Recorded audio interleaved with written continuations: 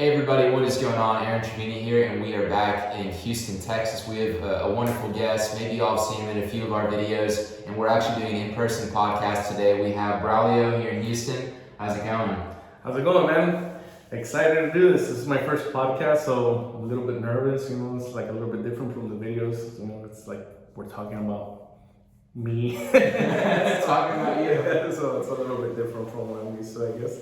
Yeah, I enjoyed the previous video we did, that walkthrough you did for us, really showing us different neighborhoods in Houston, what it takes to be able to evaluate a property. So, thanks again for that. It was pretty fun. Yeah, man. I think it was really cool because I think, when I first started doing real estate, investing, nobody taught me any of these little tricks and little things to look for. So I think it was a pretty cool video, and I think it was really, the information was pretty good, and I think it, hopefully it added value to somebody, whoever watched it. So yeah, that's right. Yeah, it's one of those things where no one explicitly teaches you. It just kind of seems like you just put one foot in front of the other, and it seems like you kind of learn along the way. Yeah, no, definitely. Yeah, I think I've learned more from doing than from actually listening to somebody telling me how to do this or that or whatever. So definitely whenever you're actually doing it, it's just if anybody ever wants to get into real estate, I would say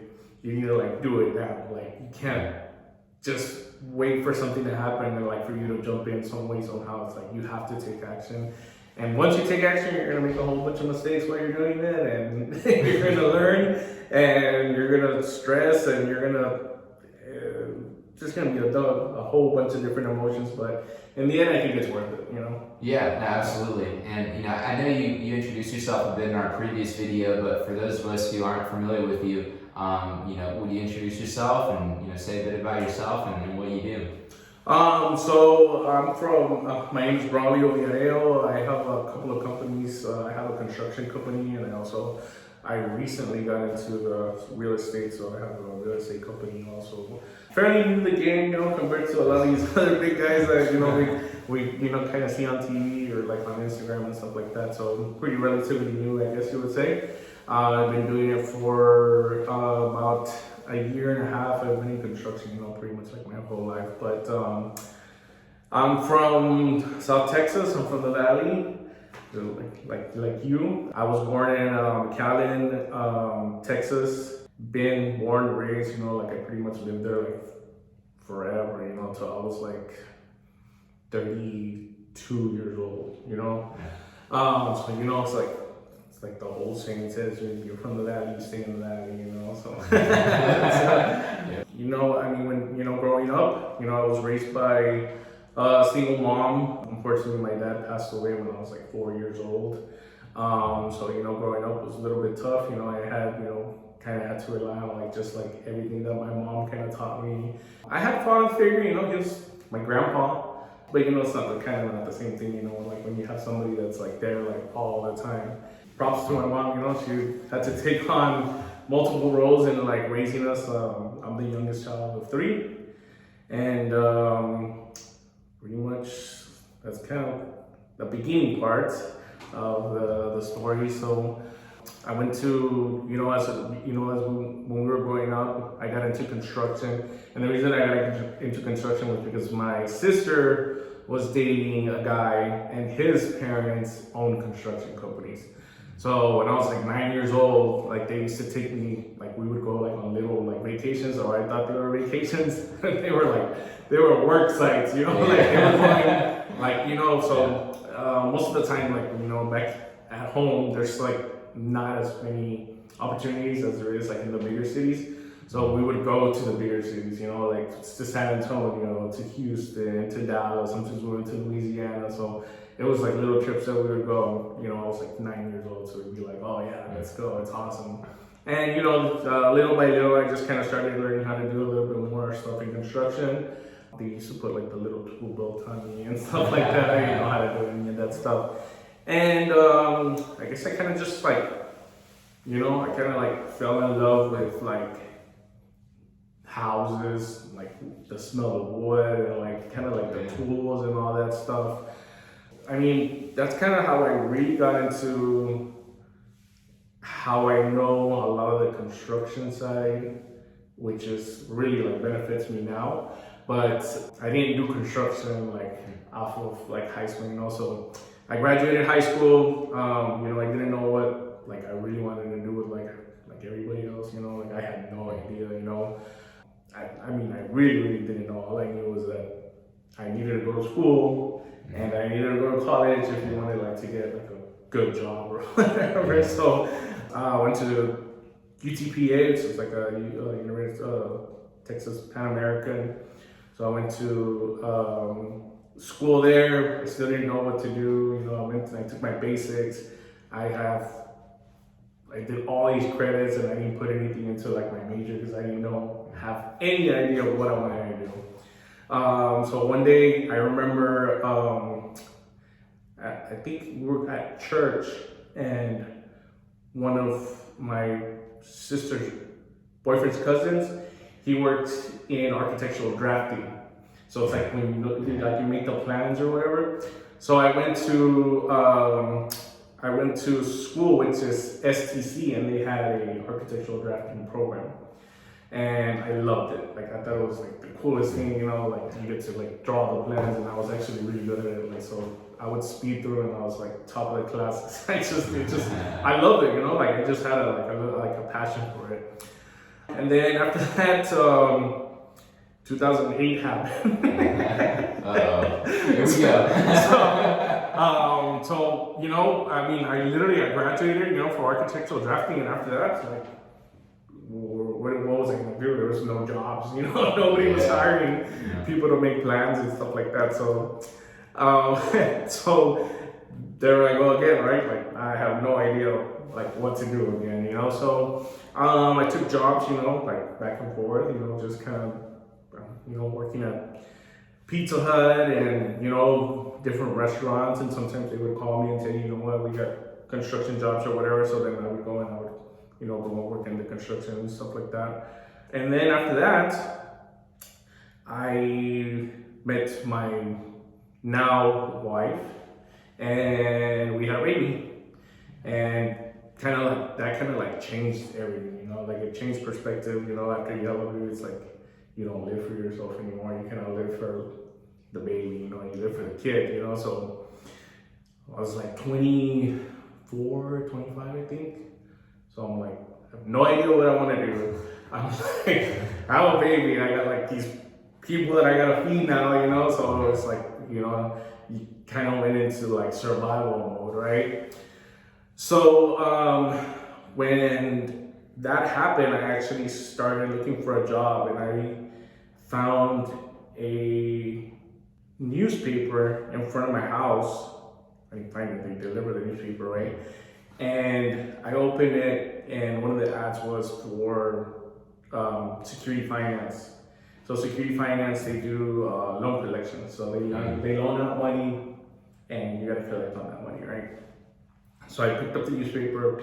I've never done finance in my life. Like it's not what I do. Like I have no idea. Like I'm just like, let me go show up and let's see if we can go ahead and do an interview. So first place I showed up, I went in, I did the interview.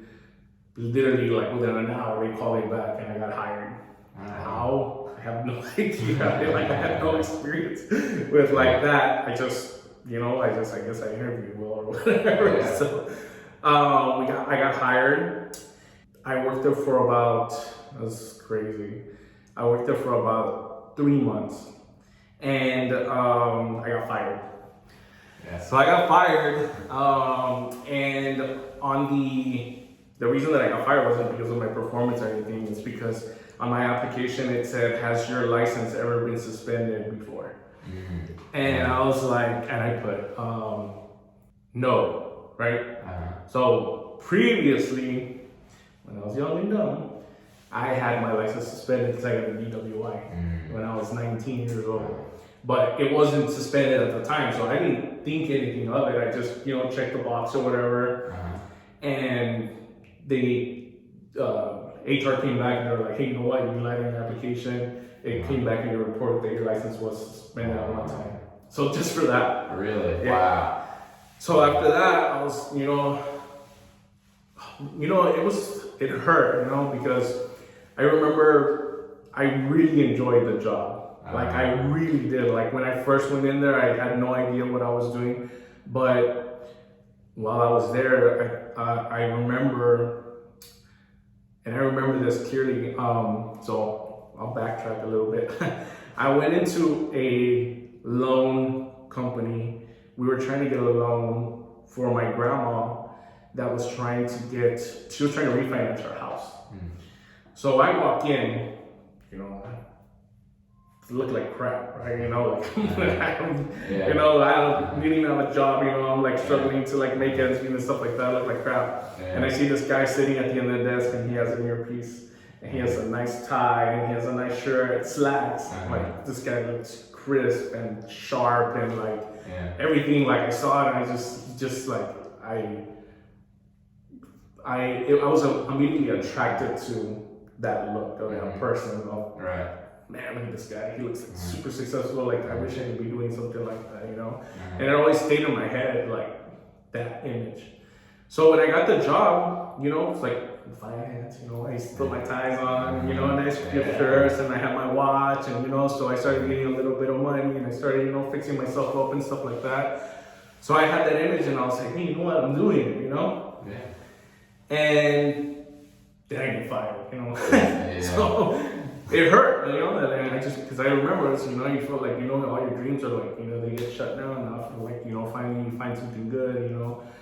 So, anyways, after that, I started, you know, I mean, instead of, you know, thinking, hey, you know what, I'm just gonna go into a hole and, you know, cry myself, sleep or whatever, you know, the next day I woke up. I put on my tie, I put on my nice crisp shirt, and I went to go look for a job. So since I already had the experience with the finance, I went and I started looking for all the other finance companies that were in town. And I went to about, I would say, 7 or 8. Did the application, you know, nobody interviewed me, like everybody was just kind of like, okay, do the application, whatever, blah, blah, blah, blah, whatever. So last place that I go to, I stopped and I was like, let me go. Like I was already frustrated, you know. Nobody talked to me. Everybody just made me like fill out, you know, the application. So I went in there and I said, hey, can I fill out an application? I see you guys have a help wanted sign. I wasn't gonna stop. I literally was not gonna stop at this place. I saw it and I was like, it's this place. It's whatever, bro. I was like, let me just, you know. So this was it was locally owned and it was in a chain. It was owned by a person, you know. And so I go in, you know, I got my tie, you know, looking nice. And literally, like, they saw me walk in the door and they didn't even, like, make me do an application. They literally walked me in and they walked me into the owner's office. Like, right off the bat. On the spot. On the spot. So I walk in and, like, you know, I'm, like, super, hey, yeah, you know, I start talking to him and, like, he's a really, really cool guy. Like, you know, he starts just telling me about everything that he does. And I'm like telling him, hey, you know what? Like, I'm telling you the truth. Like, this happened. And I just kind of tell him a little bit of my story. And he's like, oh, yeah, no, we don't care about that stuff, you know? So it's like, it's not a chain or anything like that. So he makes the decision. He's like, hey, you know what? If I want to hire you, I can hire you. I can do whatever I want, right? So I interviewed with him. I let him know, you know, how much passion and how much love I had for the business. I really did. Like, I liked it a lot. And we went home, you know, did the interview, went home. And like within an hour, he calls me. He's like, you're going to start tomorrow. So literally, I was unemployed for like 1 day. But it was like, you know, it was like traumatizing. That one traumatizing day that sticks. Like, you know, I remember it literally. Like, it happened yesterday. Like, I remember pulling up, I remember when they called me, I remember when I got fired, I remember all that stuff, right? So I worked there, started off from the bottom, you know. Started off just as a regular CSR, you know, you just, like, I didn't even have the money, like, they, you know, we collect the payments, I didn't have a box. They just, you know, told me, hey, you know what, you're gonna call all day, you're gonna make phone calls all day. Just call and tell people that you need, you know, you're collecting your payments. Started from the very bottom, like, minimum wage, you know, so I didn't have nothing to say, hey, you know what, I need to pay me more, so, you know, it's just bare minimum.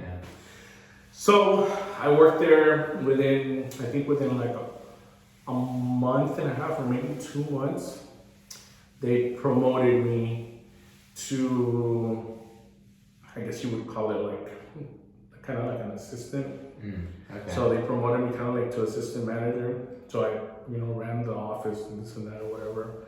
And then after that, they needed a manager within like 3 weeks after that. Yeah. So like, they needed a manager of like a whole store. Yeah. And so within 3 weeks, within 3 months, I was already like a manager of like a whole store. Never been in this business before. Like, obviously something's clicking, right? Like something's clicking because like, people see like, hey, how much I was able to do, in a short amount of time.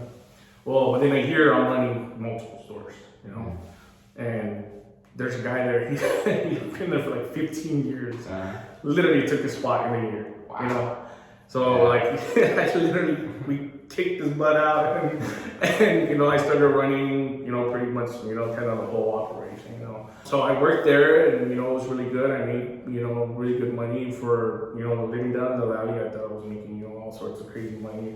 Yeah. And I really wasn't, but, but I thought I was, for a living, so I was able to buy my cars. I was able to buy my wife her cars, and I was able to buy myself a house, so I was, pretty good. I felt good with myself, providing for my family and stuff like that. And then one day, just out of nowhere, she just like says, hey, you know what? Like we were having a conversation. She just said, you know what? I'm just like sick and tired of being here in the valley, And she's like, I'm gonna leave and I'm gonna move to Houston. And I was like, whoa. Like, you're just gonna like leave? Like, what do you mean? And she's like, yeah. She's like, I'm just tired. I'm sick and tired of being here. So like, now there's a lot more stuff to do, but before there was like a lot, like there was really nothing to do, just almost it was just like you stay home and you don't do like anything, right? Yeah.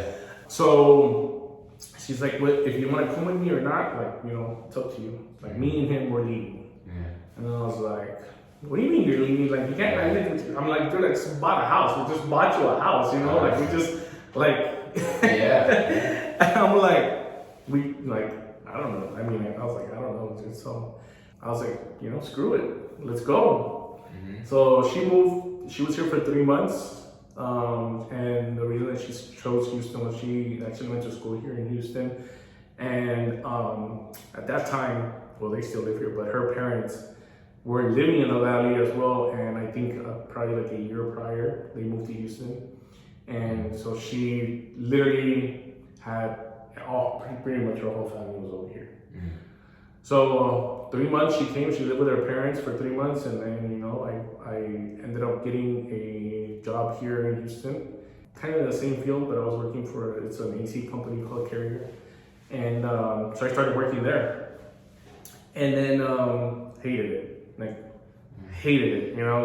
I went from like running like all these people and running all this operation and stuff like that to like being in a cubicle by myself, like I literally had nobody, literally it was like a ghost town in there, like nobody talked to anybody, everybody just, sat down, they did their work, they played on their little laptop all day, and then, you get up and you go home. It's like the worst thing ever, it's like Kate's like an animal, it's like, so at least, in the previous job, I would be able to walk around and move and this and that, I was like, I can't do this,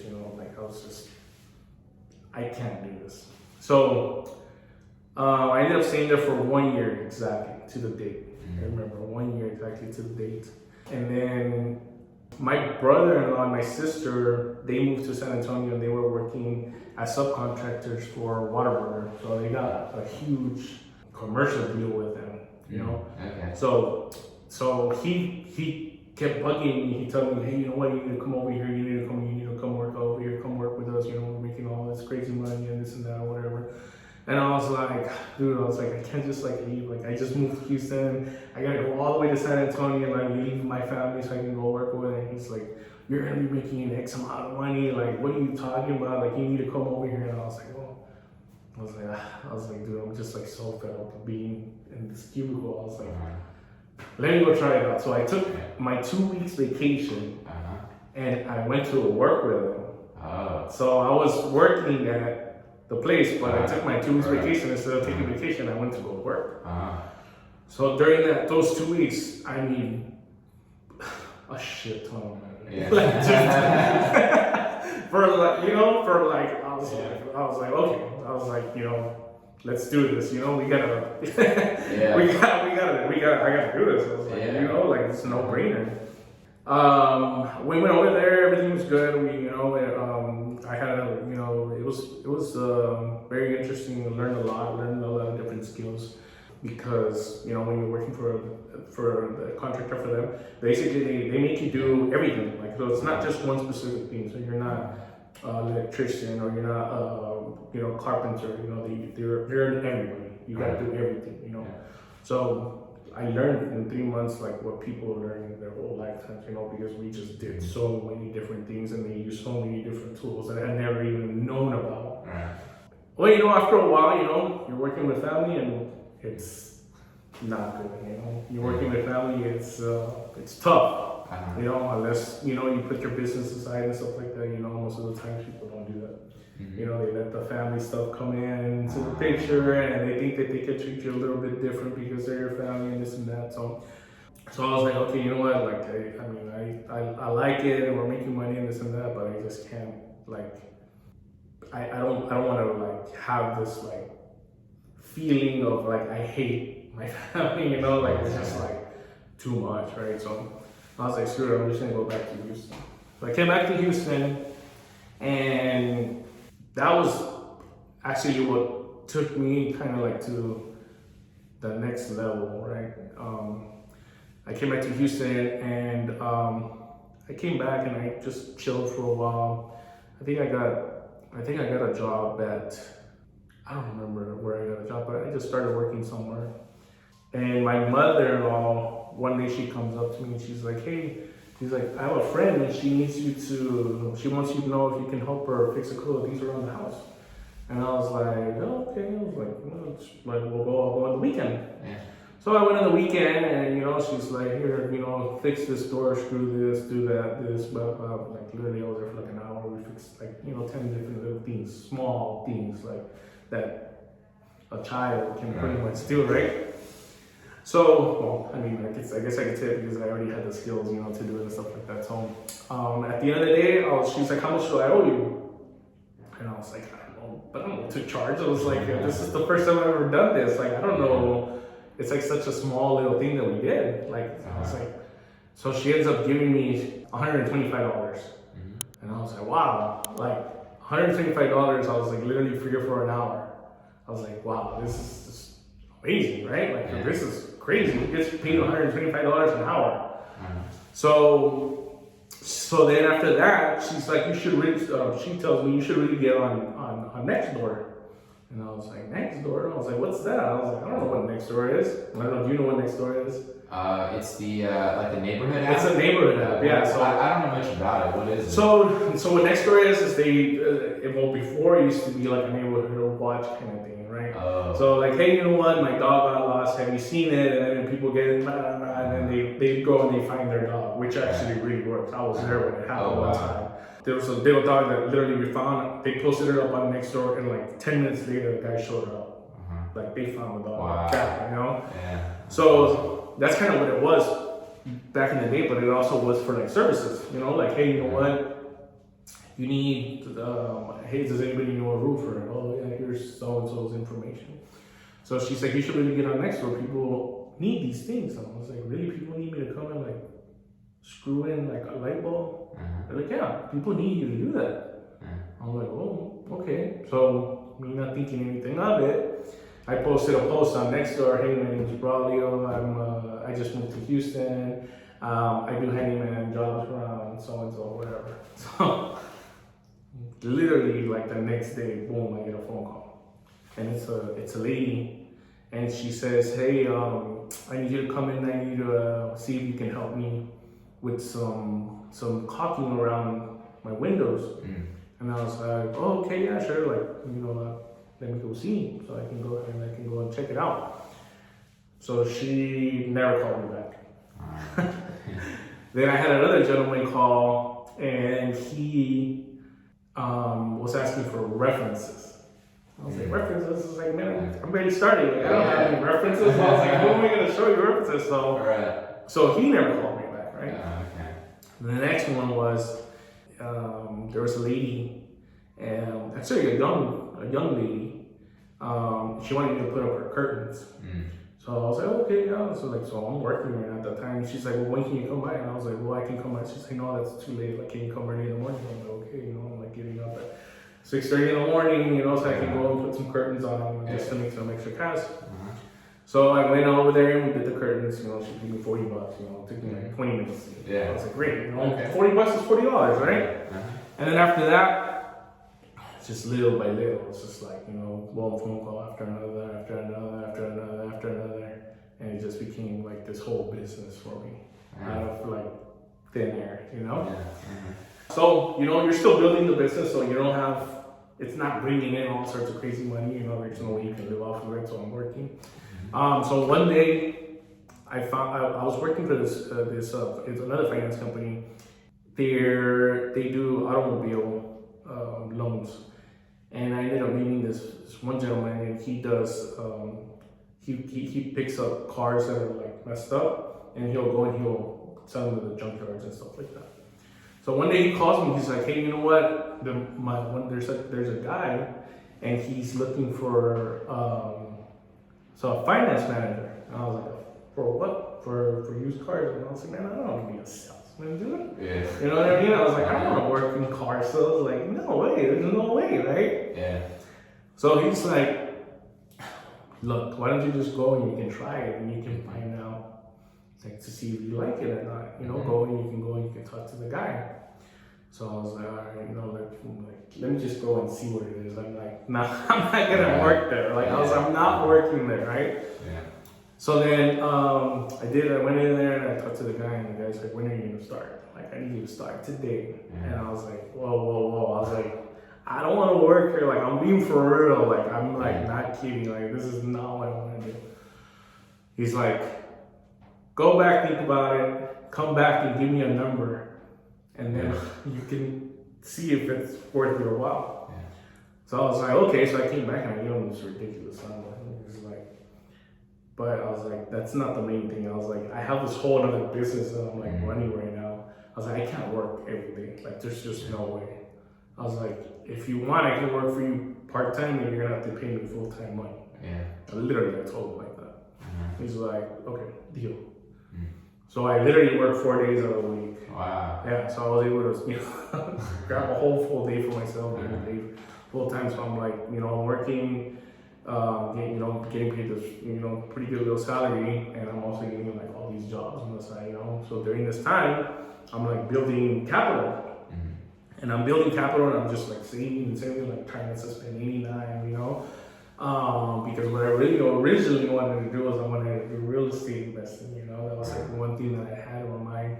I really wanted to do it. Like, I've always thought it was like one of my biggest dreams was like to do flips, like that was my dream, like my dream. And I was like, how do I do it? Like, I can't just do it without no money, right? Like, I mean, now that I know you can, there's all sorts of ways you can do it, right? But at the time, like, I have no concept of how to flip a house. I'm like, I need money to buy a house. How do I buy a house? I need money to buy a house, right? Like, that's just my normal thought process of how to start. So I went and, like, I'm building, and then finally, I get to a point where I'm like, okay, I think I have enough money where I can go ahead and I can start. So I came across this one guy, and I don't know if you know him, but his name, Ryan Pineda. Okay, yeah. So he lives in Arizona, right? He lives in Las Vegas. Oh, Las Vegas. Yeah. So I came across his Instagram, and it just popped up, and like he's like saying about like, hey, you know what, you can, always do the courses and this and that, and like, of course I'm like super skeptical about buying a course. I'm like, who buys courses? Like, that's dumb, it's like, it's just a scam. You just want to get your money or whatever. Of course, like you have to remember, I'm from the background of, my mom has no idea what investing is. My mom has no idea, hey, you know what, you need to make your money work for you so that then you can make more money. Like, she's like, that concept does not exist in our culture. I mean, I don't know if you know, but that concept does not exist in our culture. In reality, like, investing is like throwing your money away. Like, for us, like, that's how we see it. Like, we see it as like, it's a scam. It's always a scam, right? Like, that's the way our parents taught us, like, it's just ingrained in us. It's like, it's a scam. So of course, me being naive, I'm like, you know, I'm not trying to invest in myself. I'm not trying to learn. I'm not trying to buy no courses. I'm not trying to do this, that, or whatever. And then, so I'm like, you know, I'm just trying to do this all by myself. You know, trying to figure out how to do all these things by myself. And then my buddy, he started doing flips, right? And, you know, I would always kind of like ask him, like, hey, you know, like, how do you do it, and this and that, or whatever. And, you know, he would always just be like, oh, you know, it's real easy, and like, but he never like taught me, he never like showed me like clear path, right? So here I am, like, I have this money, and I'm like, ready, I want to do stuff. I want to start investing, like, and I'm like, how do I do it? And I see all these people doing it, and I see my buddy doing it, and like, you know, like, I'm like, I have like this fire. I'm like, man, geez, like, why can't I do it? You know what I mean? Like, why can't it just be me? Like, why can't I do it? So Black Friday comes, and he throws like this huge promotion of like 50% off, and I was giving my course for 50% off, this and that or whatever, and it's like he's ringing on my freaking phone, like blah blah blah blah. He's bombarding me with the email like Black Friday, Black Friday, Black Friday, right? And I'm like, all right, screw it, dude. I was like, I'll buy the course, right? So we got 50% off. I think it was like $500, you know. Like, you know, to me, I'm like throwing away my $500, you know. It's still in my mind. I'm like, you know, the mentality, right? So I buy the course, I jump on it, and I start going through like his all the little videos and all the little steps, and little by little, I just start, you know, every single thing that he's saying, like, I'm writing it down, and as I'm writing it down, I'm making the phone calls to see, hey, you know what do you need to do? And this is what you need to do in order for you to get this, or, you know, like, it's just like a whole bunch of other steps that we can talk about later. But that literally catapulted me into being able to buy my first flip, you know? Like, I had no idea. So that course literally, just by those, you know, those $500 ended up, you know, kind of like changing everything. It's just changed the game for me, you know? Like, now I know how to do it, right? Like, this is just showing you the way.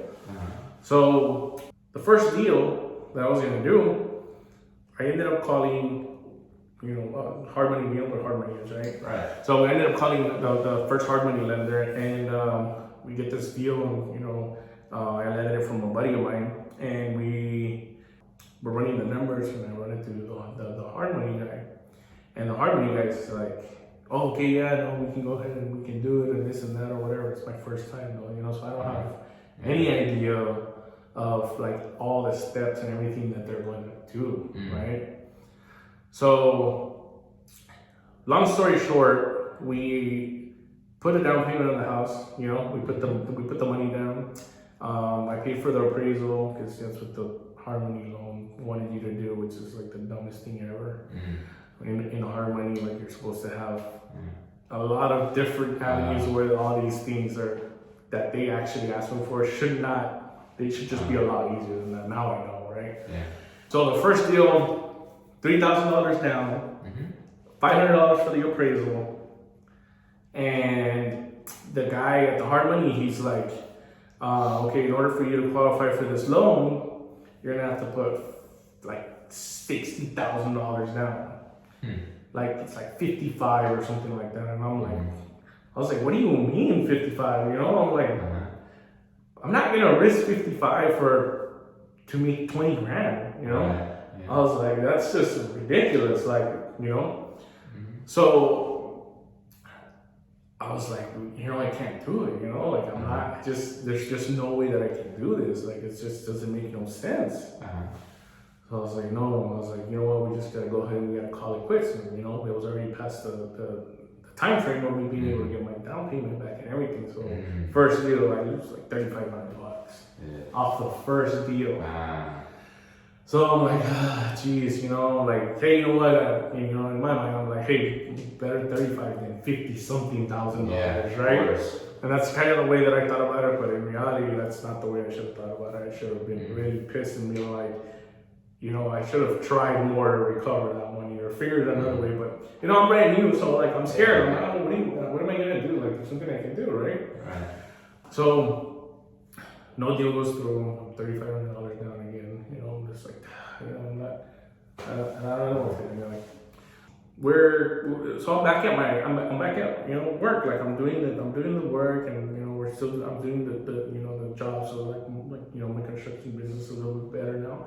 It's expanded, and there's a real estate agent, and she called me, and she has me do like a bunch of different jobs for a bunch of different of her clients.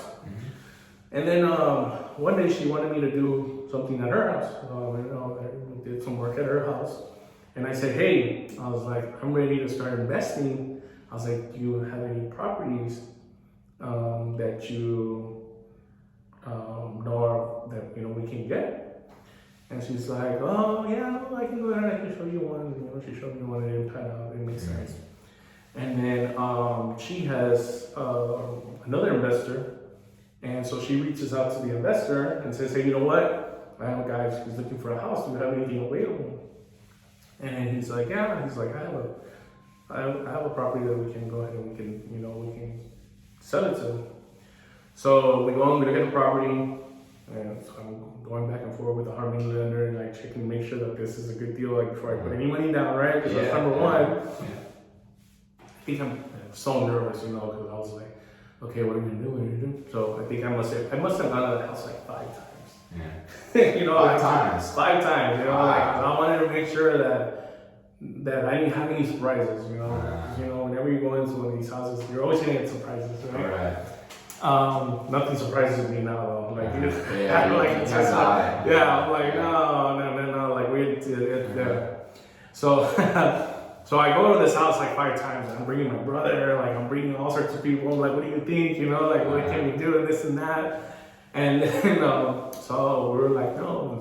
She had sent me the inspection report of the house, and she's like, it has termite damage or whatever. I was like, termite damage. So I was like, dude, I think I don't want to get into it, right?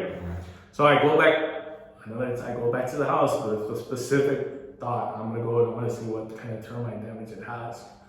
So I go in there and I'm poking around, like trying to see if there's any termite damage or anything. Like, no. So the termite damage was basically just getting in the front and in the deck. So he had removed the deck and they had replaced the front part of it.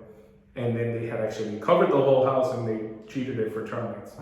So none of the house had termites, just the front part of it. So I guess everybody saw the same thing that I saw, and that's why nobody wanted to buy the house. So the guy had it available, and all the neighbors, I remember all the neighbors, they were like, oh, I see you're fixing the house, but it has termites. And I was like, no, it doesn't have termites. So I remember everybody talking that. Because they saw it covered, they had the big balloon, like a circus looking thing. And so I was like, okay, it doesn't have termites. And then she's like, what are you gonna do? Like, hey, you know what? You gotta jump at it. And I'm like, okay, this is my chance. Like, she's giving me so much business, and I don't think that she's trying to screw me in any way, right? So screw it, like, let's go, right? So hard money lender, we go ahead and we do all that, and ended up doing I think I had to put, it was like $25,000 now, 22, something like that. So, I'm like writing this check, I'm like, Jesus, So go back to the same thing, mentality, right? Once I do it, like I'm never gonna see this money ever again. It doesn't make sense. It doesn't calculate in your mind, right? I'm like, but like everybody else, like there's so many people are doing it. There's no way, right? Like this has to work, right? So we end up doing the deal. Flipped the house. It took me way longer than I expected, because I wanted to be like everything super perfect and getting different ideas from here and there, and I'm still running my business, So I didn't have a crew, So I'm trying to do all the work myself, a couple of guys, this and that, or whatever, and it's like it's taking forever. So I ended up going to Home Depot, and I go to Home Depot, and I touch with this guy, and I'm asking him a simple question, like, hey, something about plumbing. I don't remember exactly what I asked him, but I'm like, what do you do? And he's like, oh, we do everything. I was like, you do remodels? He's like, yeah. I was like, I have a project right now. I was like, help me look at it. And then he's like, oh, yeah, sure, I'll go ahead and look at it. So we go, when I'm at the house, I'm waiting for him, and he never shows up. And I'm like, rule number 1, it's like, hey, your contractor doesn't show up on time, do not go with that guy, right? Rule number one, actually. Just Yeah. in case the guy doesn't show up on time, no matter what excuse he has, you gotta do not go with that guy. You know what I mean? Yeah. If that's not important to him, which is like his first sales meeting with you, he does not care. You know what I mean? Long story short, so finally, he shows up or whatever, and then we go over all the details of the house, and I'm like, okay, we have a strict budget on it. He's like, oh yeah, no, I work with strict budgets all the time, this and that or whatever. So we start working on the house, and man, these guys are flying through it, right? Like, what they did in 2 weeks, like, took me forever to do, So they're like just knocking stuff out. Wow. So I'm like, yes, finally, like, everything's like coming together and this and that or whatever. Yeah. And we're getting towards the end, it's like, never finished, So it's like, I'm like, you need to finish. Like, when are we gonna finish? I need to put this thing back on the market, Like, we need to get this done. So, little by little, he's like, we don't have anything, like, because I'm like telling him we're on a strict budget. I'm like, yeah, we're on a strict budget. I told you we needed to finish in a short amount of time. Yeah. So like that didn't make sense for you, right? So he's taking longer, and there's no more money, so it's hard for me to pay him. And so he's just taking his sweet time. So I'm like, all right, so they got pretty much like the whole house is already kind of like done. So it's just like little details. Sure. So I'm like, okay, I'm just gonna jump in and I'll just finish off the details, right? Like, just jump in, finish the details, knock it out, boom, boom, boom, put it on the market, perfect, right? So I get that done. So the house is, finally it's done. It took me like, it took me like 2.5 months, right? 2.5 months. So 2.5 months, get it on the market, boom, 7 days. So, right? 7 days. Wow. So I was like, wow, this is amazing. Like, dude, like, finally, like, everything's coming together. I was able to, do the loan, get my house, fix it, like, which was a lifelong dream of mine. Like, you don't understand. Like, when I mean lifelong dream, it's like, if something happens to me tomorrow, bro, like, I did what I had to do. Like, that was my dream. Like, that was like the ultimate dream. And like, for other people, it's like, dude, we do this every day, like, whatever. But that for me was my like ultimate dream, like, and that and buying a GMC 500, that's which I also did do. But it's like, it's like, I think about it, it's like, there's just simple little things, but it's like, it's fulfilling. And once you do it, then I feel like if you don't try to accomplish that one dream, the one that you're actually trying to do, you'll never move forward to the next one, right? Yeah. So right now it's like, okay, yeah, I rehab the house, I got it all done, this and that or whatever, and now I have my dreams are just like ridiculous now, like I'm like, trying to get something way different, right? So it just becomes to where your next dream seems like it's so much more possible. Like, it's like, boom, it clicks, Yeah. So we get the house on the market, we sell it, 7 days, boom. The lady, she's, qualified buyer, this and that or whatever. So we're supposed to close in 30 days. So we're trying to close in 30 days. And then she switches, so she was conventional, which is what we wanted to do. We wanted to do a conventional, we didn't want to do any of the FHA. Because we felt, because we had another offer. So the other offer was FHA, was higher than hers, but we took hers because she was conventional. Okay. We don't want to deal with the FHA stuff, right? Because we don't know what's going to happen. We don't know if we're going to get dinged, this or that, or whatever. So I'm like, yes, let's take the conventional. Right. So midway, she changes to FHA. Midway. Without letting us know. And the real estate agent's like, oh, I'm like, is this like usual? Like, do they do this? Like, she's like, this has never happened before. I'm like, the first time that I buy and sell a property, you've never seen this in how many years? In 10 years, you've never seen this, and it happens to me? Like, I'm like, you're kidding me, right? Like, I'm like, you're kidding me, right? Like, there's no way. Right. So it keeps, like, it keeps prolonging because she switched it to FHA, and now the FHA's asking for a second appraisal, and she's asking for all sorts of documentation and this and that, and like, so we're going back and forth, and instead of like 30 days, it becomes 60 days now. I'm like, what do I do? Should I switch? Like, put it back on the market? I sold it in 7 days, maybe we can go ahead and. So I'm like, I don't know what to do. So so I talked to the real estate agent, and we're like at our absolute, like, we're at the peak of, like, we're gonna be done.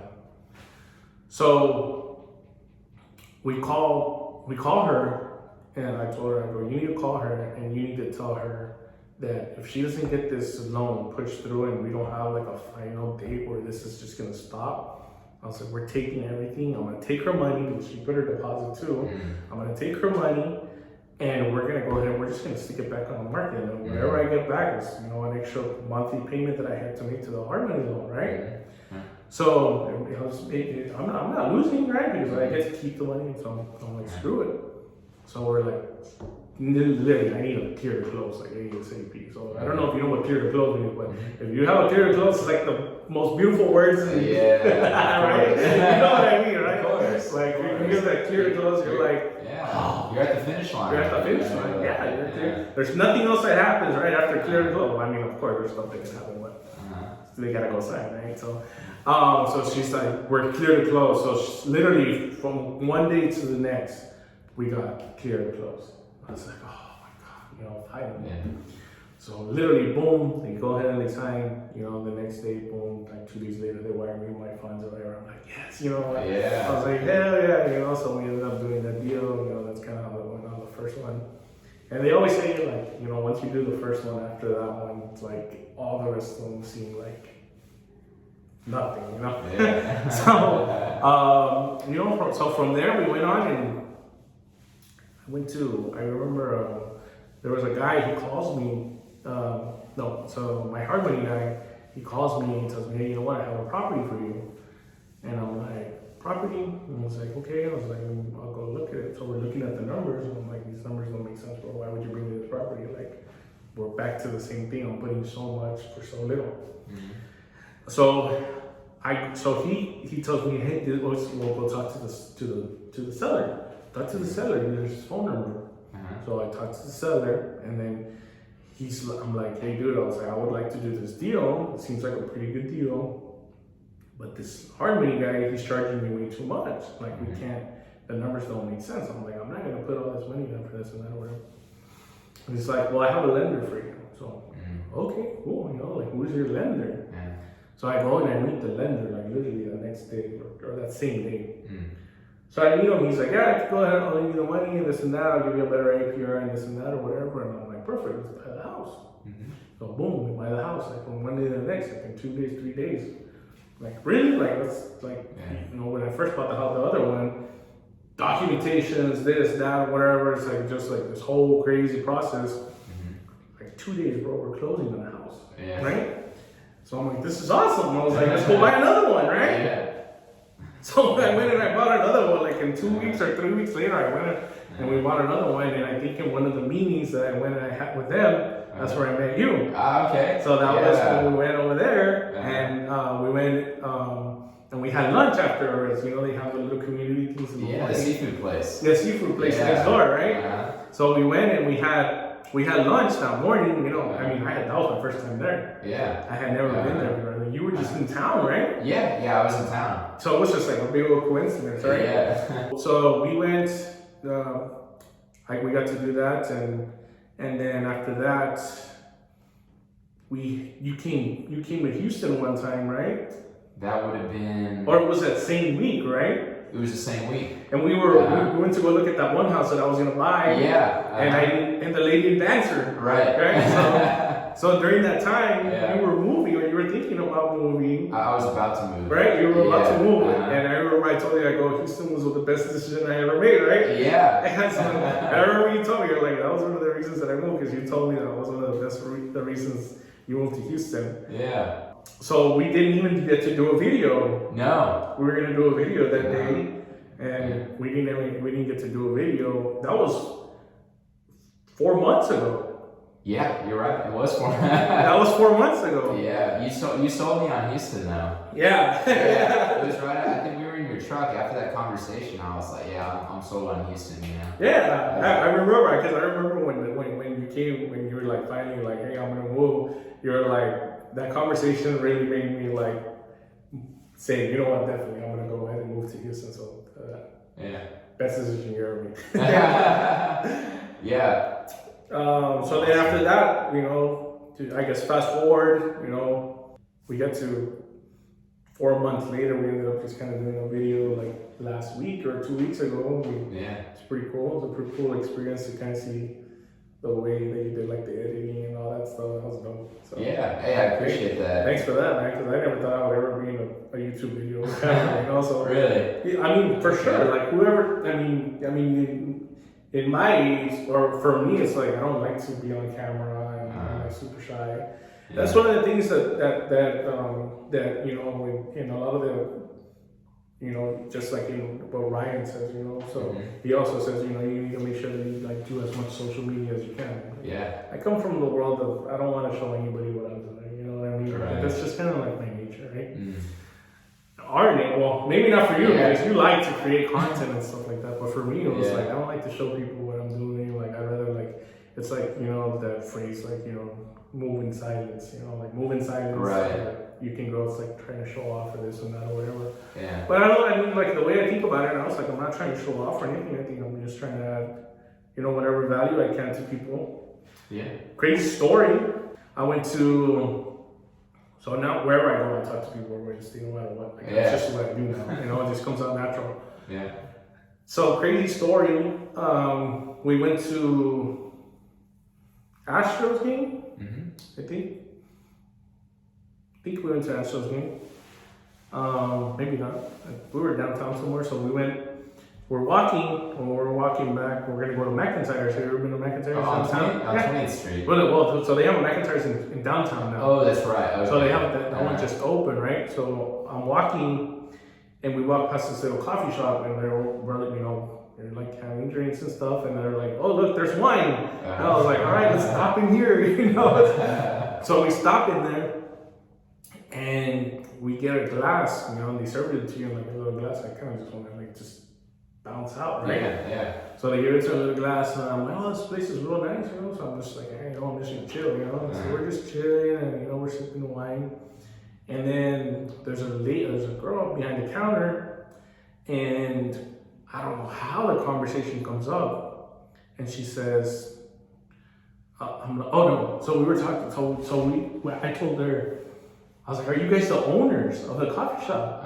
Because they look like the owners. They're two young girls, you know. They really look like they like what they're doing, you know. So I'm like, "Are you guys the owners?" Like, "Oh, there's no way we can afford to be an owner of this place." And I was like, "Why?" And she's like, "Because, you know, we don't have any money and this and that." I was like, "Well, have you talked to people to get money? You know, there's people that are willing to invest in you if you like what you do." And I'm thinking, you know what? I'm starting a coffee shop with these chicks, right? Like, that's what I'm thinking, right? I'm like, I'm gonna buy a coffee shop and have them run it. That's like the first thought that comes into my mind, right? Because of the way that they were acting, like they.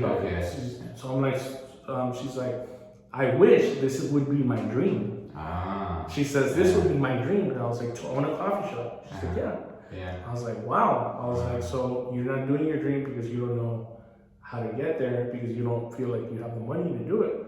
And then she's like, "Yeah." And then my wife goes, "You should get into real estate." And then I'm like, she's like, "What do you do?" I was like, I'm a real estate. I do real estate. That's what I do now, you know? And then she's like, "Really?" And she's like, is it worth it? I was like, I mean, it's a journey, you know, but ultimately you'll get to wherever you want to get. And I think it's a good avenue for you to raise capital if you want to get your coffee shop.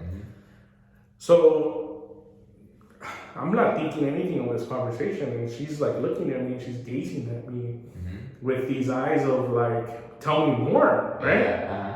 And she's like, "So how do you do it?" And I was like, "How do you get into this?" I was like, "It's very simple. I go and talk to somebody, talk to anybody, and tell everybody that you're gonna start real estate, and everything will take care of itself from there."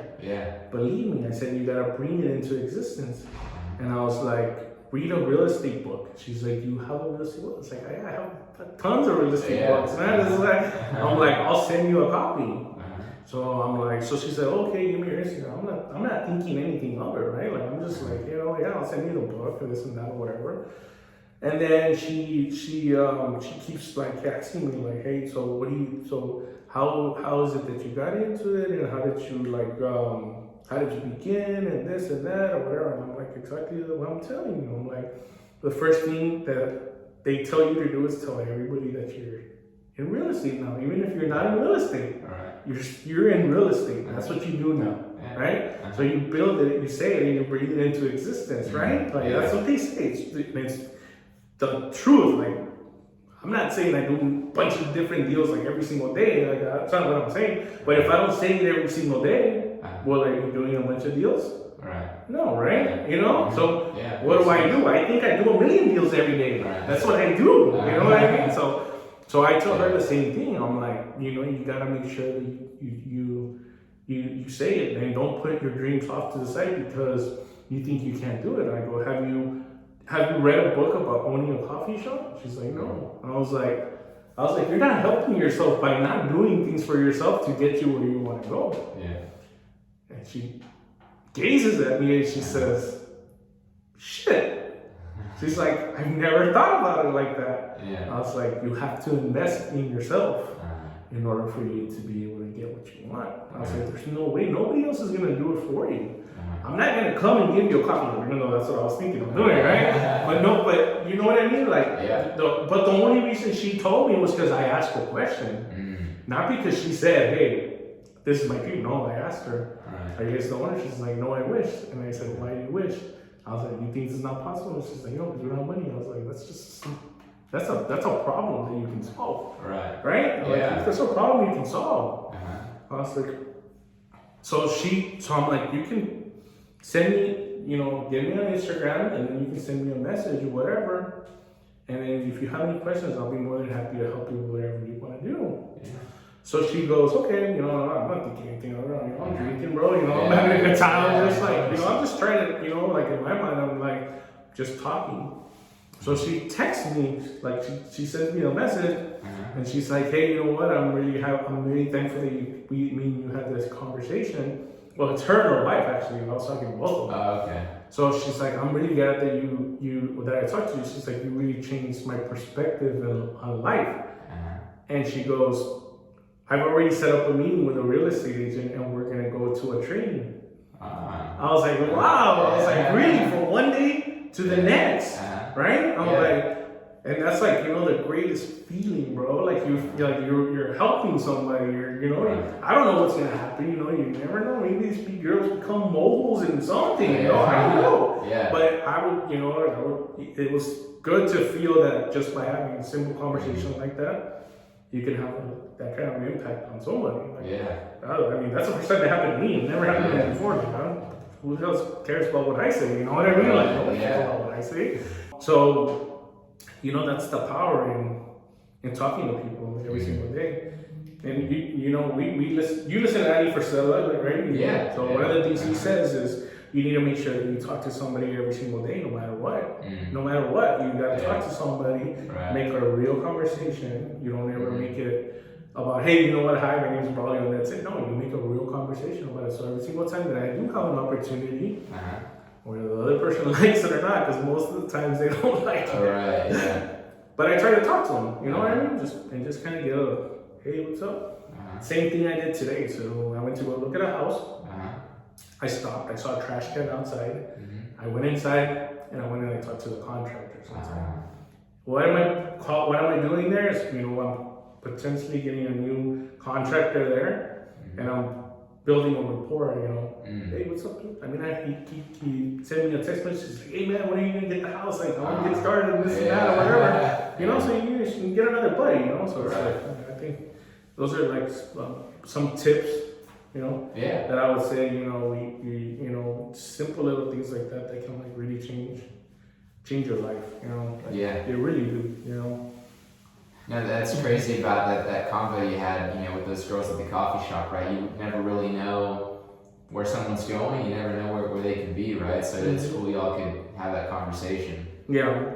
It's, I mean, I think more than anything, I think the saying of, you know, you need to be able to bring value. You know, how do you bring value to somebody, right? Like, you know, I always thought, like, where can I bring value to you? Yeah. Or, where can I bring value to anybody? Like, how do you do that? Mm-hmm. What is value, right? So value is different things for different people. For me, like right now, like doing the video, like this is like super cool because I've never done a podcast before. You know what I mean? So that's like value. You're adding value to me.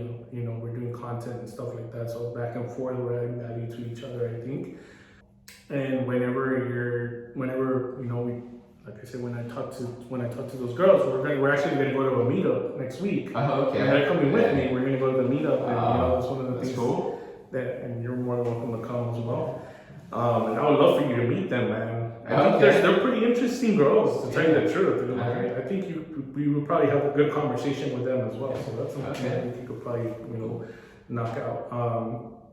So I think trying to add value, trying to make sure that that you talk to everybody about everything that you're doing all the time, like really makes a big difference. Yeah, that's crazy. You never know who you'll connect with. I had a story like that. I hadn't talked to one of my friends in a few years, and he'd gone off into the military and kind of done his own thing, and he was out and about doing a lot of cool stuff.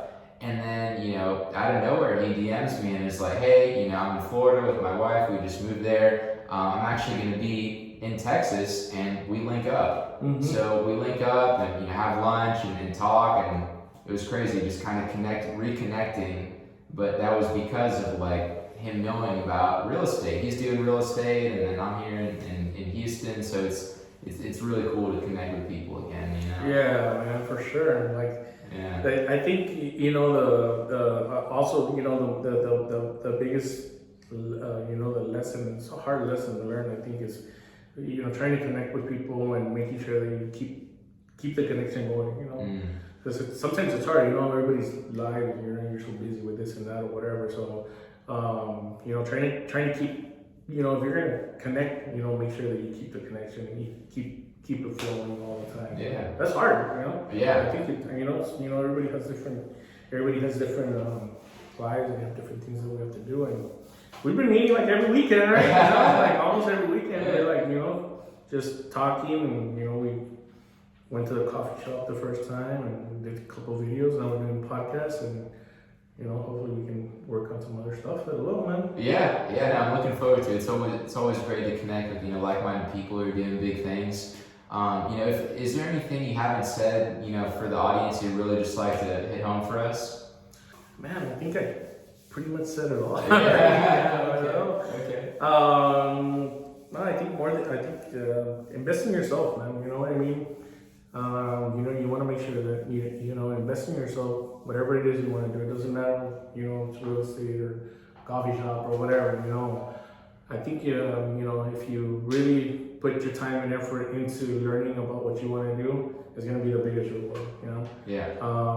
That's a lot of people don't do. A lot of people are just gonna go with the flow right now. A lot of people are just staying with what everybody else is doing.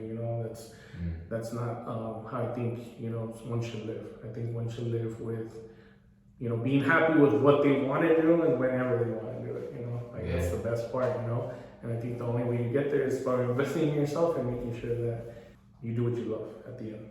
Yeah. Because if you don't do what you love, man, then it's what's the word? Yeah, that's such a great message too. Kind of finding your direction and living with intention, and so like you said, finding what you love and doing it, right? Yeah, exactly. Yeah. So invest in yourself and make sure that you bring good upon others as well. Yeah, beautiful. I love to hear it. Where can we find you? You can find me on Instagram. I think it's Braulio Viyareyo. So it's BRAULIOVIYA. That's my Instagram. Okay, yeah, and we'll link that in the description, y'all. Braulio, thank you so much for sitting down with us and dropping a heck of a lot of wisdom. It's been cool to kind of get to know you a little bit. A bit about your story, your background, and overcoming a lot of stuff. Right? Yeah. It seems like if anything, it's a big mindset shift, right? From going from a place of not knowing about investing, the fear, the worry, and then overcoming it. So, I think everyone can relate to that. And thank you so much for coming on the show. Appreciate it, man. Next time we'll do one about you, right? Okay, yeah, that'll be the next one. Y'all, thank you so much for watching. I hope y'all got some good value from this show today with Braulio. Let us know what you think. Y'all like, share, and subscribe. If you're in Houston, definitely feel free to reach out. We'll have Braulio's contact info in the description of the video.